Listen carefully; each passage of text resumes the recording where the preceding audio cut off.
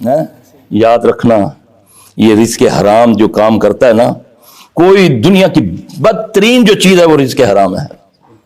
جب یہ پیٹوں میں جاتا ہے پھر اس کا رد عمل ہوتا ہے، پھر اولادوں میں، بیویوں میں، بیٹیوں میں، پھر دیکھتے ہو پانی پیتے ہو اس میں حمق آتی ہے، کھانا بہترین پکواتے ہو اس میں کچھ ہو جاتا ہے، بیوی کو دیکھتے ہو جلن ہوتی ہے، اولادوں کو دیکھتے ہو جلتے ہو، کوئی بیماری سے، کوئی نافرمانی سے. تو اللہ نے کیا کہا کرو اولاد کے لیے؟ ٹھنڈک ہے نا. ربنا ہب لنا من ازواجنا وذریاتنا قرۃ اعین واجعلنا للمتقین اماما. اللہ کہہ رہا ہے، دعا بتا رکھے، دعا مانگو کہ اللہ میری بیویوں، میری اولادوں کو میری آنکھوں کی ٹھنڈک بنا دے، مجھے متقیوں کا امام بنا دے. یہ میری کرتوتیں تقوی والی ہیں، اللہ سے ڈرنے والی ہیں. میں تو نہیں ڈرتا تو صرف اللہ سے نہیں ڈرتا. جھوٹا کو کہہ دینا کہ یار کمرے چ کیمرے خفیہ لگے ہوئی تے ٹیپ کرنے والی چیزاں لگی ہوئی ہیں، تو اتنی احتیاط کرے گا کہ میں کہتا ہوں جیسے گولی اس کے اوپر رکھی ہوئی ہے. کاش ہم اتنا اللہ سے ڈر جائیں. اللہ نے قرآن میں فرمایا جو مجھ سے ڈر گیا میں اس کو ایسی جگہ سے رزق عطا کروں گا جو تیرے گمان میں بھی نہیں ہوگا. اللہ سے اللہ کا خوف مانگا کریں. نبی علیہ السلام بھی جس مجلس میں بیٹھتے پہلے کہتے اللہم اقسم لنا من خشیتک، اللہ میرے دل میں اپنا خوف ڈال دے.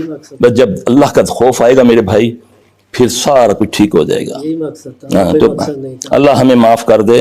پھر بھی آپ نے کثرت سے اللہ سے استغفار پڑھنی ہے، کیونکہ نبی صلی اللہ علیہ وسلم نے فرمایا پوری کائنات ایک طرف، وہ لا الہ الا اللہ ایک طرف، کائنات ہلکی اور کلمہ بھاری.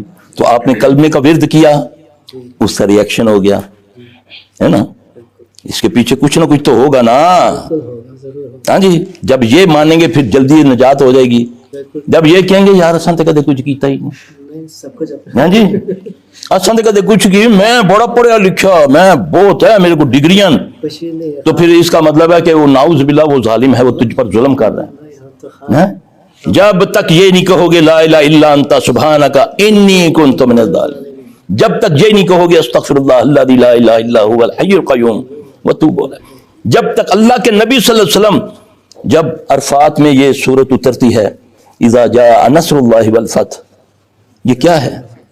کبھی اس پر ہی غور کر لیں، اس سورہ پر غور کر لیں، اس مقام پر غور کر لیں. اور نبی کو کہا جا رہا ہے فسبح بحمد ربک واستغفرہ. اللہ کہہ رہا ہے کہ اے محمد صلی اللہ علیہ وسلم اب کثرت سے میری تسبیح بیان کرو اور استغفار پڑھو.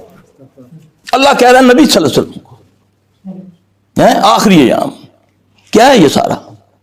انسان، حالانکہ نبی معصوم الخطا ہوتے ہیں، اللہ کی وحی کا پہرا ہوتا ہے، اللہ انہیں اپنے حفاظت میں رکھتے ہیں، پھر بھی ایز انسان کیا کہتے ہیں اللہم انی ظلمت نفسی. تشہد کے اندر نبی صلی اللہ علیہ وسلم یہ پڑھا کرتے ہیں اللہم انی ظلمت نفسی ظلما کثیرا لا یغفر الذنوب الا انت.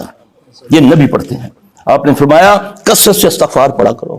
میں بھی دن میں 100 بار پڑھتا ہوں، میں 70 بار پڑھتا ہوں. یہ 100 اور 70 کا عربی لغت میں آتا ہے لا تعداد.